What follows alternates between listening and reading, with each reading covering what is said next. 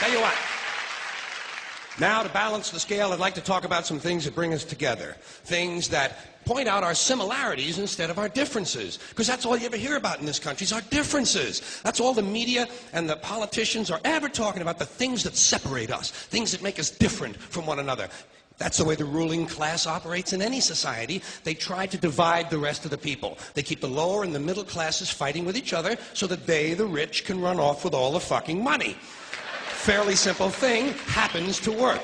You know, anything different, that's what they're going to talk about. Race, religion, ethnic and national background, jobs, income, education, social status, sexuality, anything you can do, keep us fighting with each other so that they can keep going to the bank. You know how I describe the economic and social classes in this country? The upper class keeps all of the money, pays none of the taxes. The middle class pays all of the taxes, does all of the work. The poor are there just to scare the shit out of the middle class. Keep them showing up at those jobs. So stirring up the shit is something I like to do from time to time, but I also like to know that I can come back to these little things we have in common, little universal moments that we share separately, the things that make us the same. They're so small we hardly ever talk about them. Did you ever look at your watch and then you don't know what time it is? And you have to look again, and you still don't know the time. So you look a third time, and somebody says, "What time is it?" You say, "I don't know." Do you ever notice how sometimes all day Wednesday, you keep thinking it's Thursday? And it happens over and over all day long. And then the next day, you're all right again. Do you ever find yourself standing in one of the rooms in your house and you can't remember why you went in there?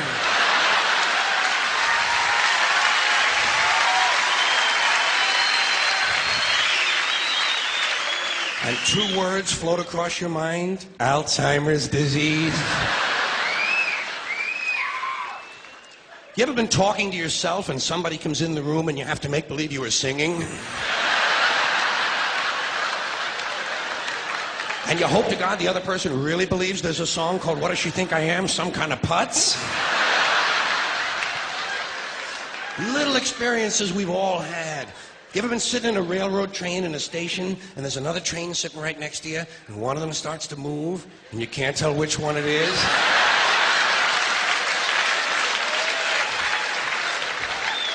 How about when you're out on a small boat on a windy day? You ever been out rocking back and forth for 3 or 4 hours trying to keep your balance? Rough seas, little boat. Then you get back into the shore and you're standing on the dock and you can swear there was something inside of you that was still out there rocking. Did you ever try to pick up a suitcase you thought was full, but it wasn't? And you go, "Doo?" And for just a split second, you feel really strong. How about when you're looking through a chain link fence? Do you ever notice if you're just the right distance from a chain link fence, sometimes it seems to go, "Doo?" What is that? How do they do that? Do you ever try to tell somebody they have a little bit of dirt on their face? You can never get them to rub the right spot, can you? Say, "You got a little bit of dirt right here." They always go, "Where? Here?" And you just want to slap the bastard.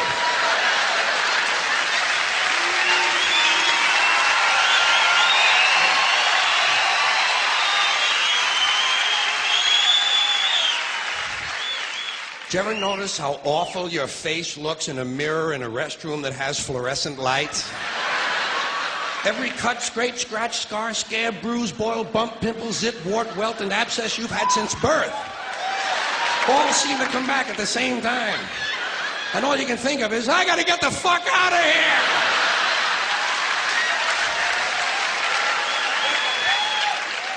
Do you ever notice sometimes when you're walking with your arm around your date, one of you has to change the way you're walking?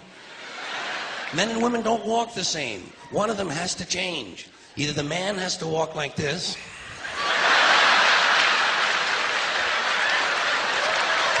or the woman has to walk like this. Joey, how are you?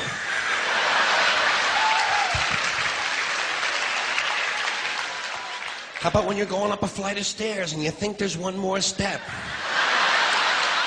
And you go... And then you have to kind of keep doing that, you know? So people will think it's something you do all the time. I do this all the time. It's the third stage of syphilis.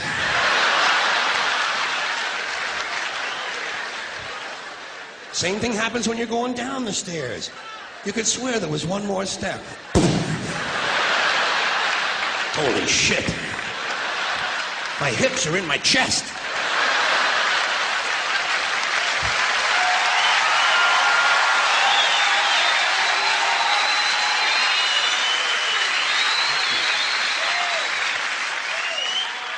When you drink grapefruit juice in the morning, do you go like this?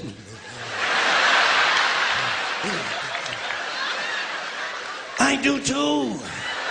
Why do we drink it? It's like ice cream throat. You know when you've been eating ice cream too fast and you get that frozen spot on the back of your throat, but you can't do anything about it because you can't reach it to rub it? You just have to kind of wait for it to go away. And it does. Then what do? Eat more ice cream! What are we, fucking stupid?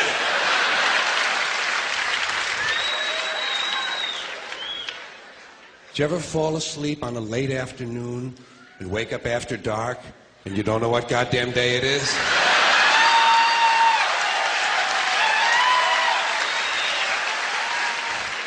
Like when you have your head on the pillow. Do you ever notice when you have your head on the pillow, if you close the bottom eye, the pillow is down there. Then if you switch eyes, the pillow moves up there. Whoa, holy shit, Dave, look at this.